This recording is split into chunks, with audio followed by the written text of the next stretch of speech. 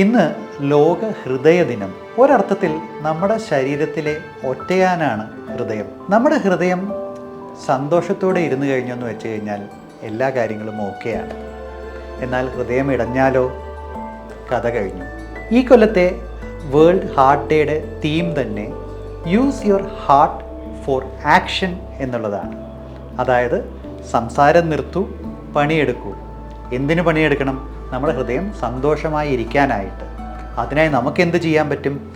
ആരോഗ്യകരമായ ഒരു ജീവിതശൈലി, ആരോഗ്യകരമായ ആഹാരം, കൃത്യമായ വ്യായാമം, പുകവലി, മദ്യപാനം മുതലായ ദുശ്ശീലങ്ങൾ ഒഴിവാക്കുക, ഷുഗർ, പ്രഷർ, കൊളസ്ട്രോൾ മുതലായവ നിയന്ത്രണത്തിൽ വയ്ക്കുക.